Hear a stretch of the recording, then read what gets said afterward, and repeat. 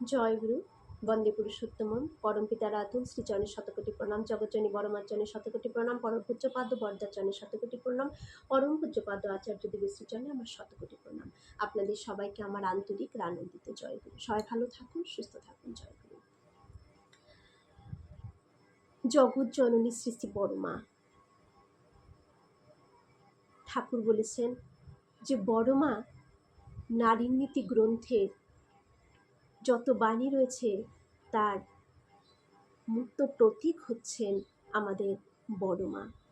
প্রত্যেকটা বাণীর উদাহরণস্বরূপ আমার বড়মা। ছোট্টবেলায় শ্বশুরবাড়ি এসে বড়মার কত কিছুর সম্মুখীন হতে হয়েছে, কত অত্যাচার সহ্য করতে হয়েছে আমরা জানি। কোনো কিছু কাজ পারতেন না, তার জন্য কত কথাই শুনতে হয়েছে বড়মার। মার খেয়েছেন বড়মা। সব কিছু মধ্যেও বড়মা চুপটি করে থাকতেন, মুখে হাসি থাকতো, কোনো কিছুতেই কখনো না করতেন না। সব কিছু সহ্য করতে করতেই তো আজ জগজ্জনী বড়মা হতে পেরেছেন তিনি। বড়মাকে দেখে জীবন কিভাবে আমাদের নারীদের জীবন চালনা করব, সংসার জীবন পালন করব, তার বড়মার উদাহরণ, বড়মার জীবন দেখে আমাদের অনুসরণ করতে হয়। আজকে বড়মারই জীবনের একটি ঘটনা, লীলা কাহিনী আমি আজকে ইষ্ট প্রসঙ্গে রাখছি, যে কিভাবে বড়মাকে নানান কথার মিথ্যে অপবাদ দেওয়া হতো তার সংসার জীবনে। আসুন শুনি, পুরোটা শুনবেন, খুব ভালো লাগবে। আর সকলের কাছে শেয়ার করবেন যাতে সবাই জানতে পারে এবং সবাই এসব ইষ্ট প্রসঙ্গ করতে পারে। বড়মাকে নানান প্রশ্ন করছেন, তার মধ্যে দীপরক্ষী গ্রন্থ থেকে নেওয়া, দীপরক্ষীর 3য় খণ্ড থেকে পাঠ করছি। বড়মা, একবার আমাকে বাড়িতে ঘি ভাত রাঁধতে বলল।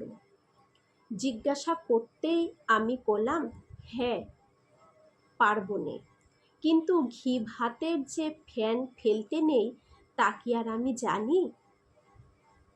শাশুড়ি এসে দেখেন ফ্যানের ওপরে ঘি ভাসছে, ফ্যান গেলে ফেলেছি। আর একবার ঘি ভাতটা আমরা ওটা থেকে শিখলাম যে ঘি ভাত যখন রান্না হবে সেই ভাতের ফ্যান ঝরানো যাবে না, ফ্যান শুদ্ধ সেটা রাখতে হয়। এটা হচ্ছে ঘি ভাত। আমরা বড়মার সাথে সাথে এটা কিন্তু শিখে নিলাম। শাশুড়ি এসে দেখেন ফ্যানের ওপরে ঘি ভাসছে, ফ্যান গেলে ফেলেছেন বড়মা। আরেকবার আমাকে তাল ক্ষীর করতে বলা হলো। তালের থেকে যে ক্ষীর বের করে দুধে জাল দিয়ে যে তাল ক্ষীর করতে হয় তা কি আর আমি জানি?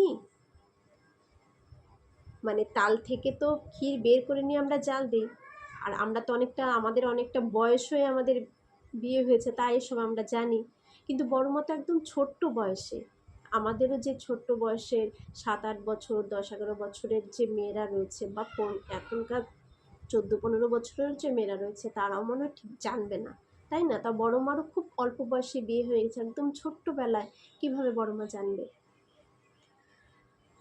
তালের ক্ষীর বের করে দুধে জাল দিয়ে যে তাল ক্ষীর করতে হয় তা কি আর জানি? আমি করেছি কি, দুধের মধ্যে আস্ত তালের আটি ছেড়ে দিয়ে জাল দিছি। সেদিন আবার শ্বশুর কয়েকজন বামুনকে খাওয়ার নেমন্তন্ন করেছিলেন। আমি সকলের পাতের কাছে বাটিতে একটা আস্ত তালের আটি আর একটু দুধের মধ্যে করে বসায় দিলে, সবাইকে বাটিতে বাটিতে তাল ক্ষীর দিয়েছে, একটা আস্ত গোটা তালের ওই আটি শুদ্ধ আর একটু দুধ। শ্বশুর দেখে বললেন, এ করেছ কি? তারপর বলে দিলেন কেমন করে তাল ক্ষীর করতে হয়। কেউ হয়তো রান্না করে রেখেছি, এসে সব রান্নার মধ্যে বেশি বেশি করে নুন দিয়ে যেতেন, যাতে বড় মা বকা খায়। নুন দিয়ে দিলেন। খাওয়ার সময় সবাই মুখে দিয়ে দেখে নুনে পুড়ে গেছে রান্না। তখন উনি চেঁচায়ে বলতেন,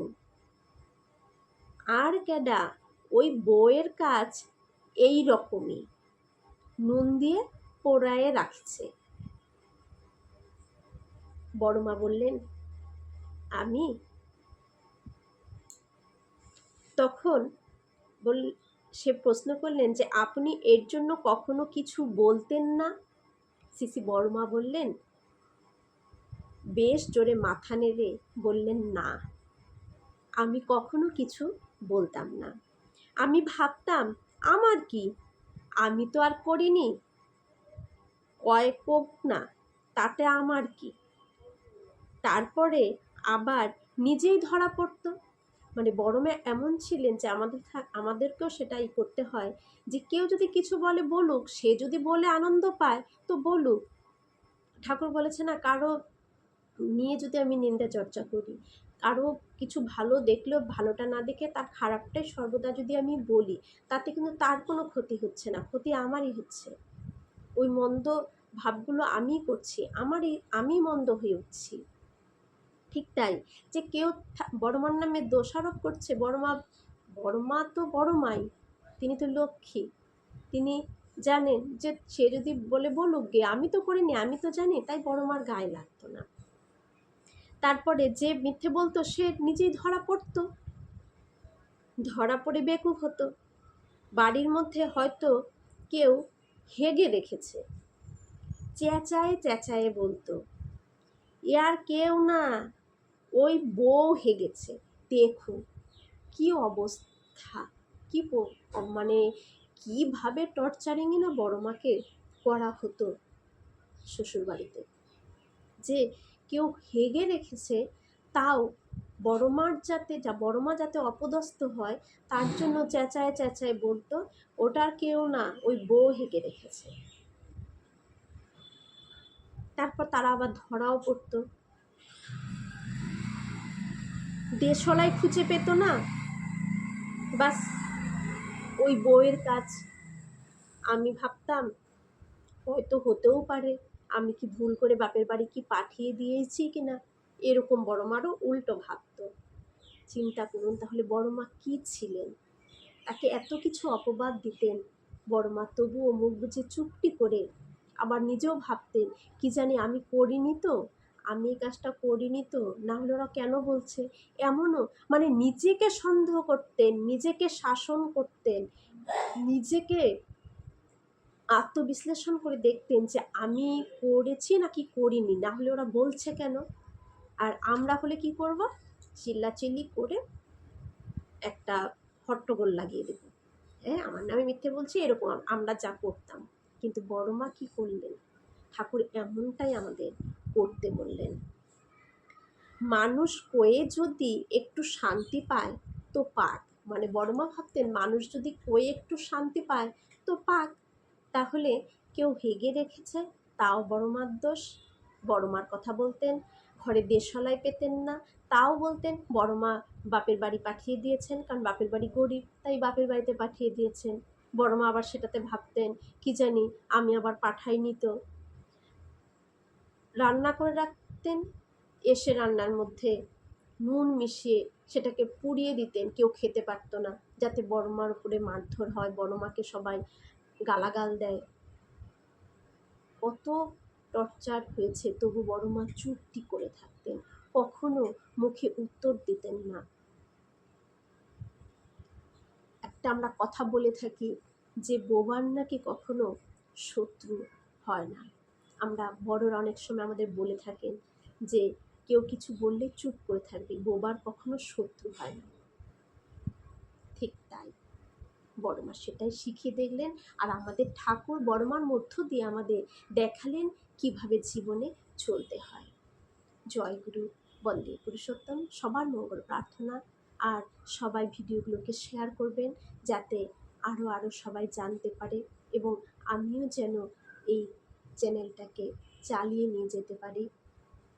সবার এইটুকু সাহায্য আপনারা করবেন। জয়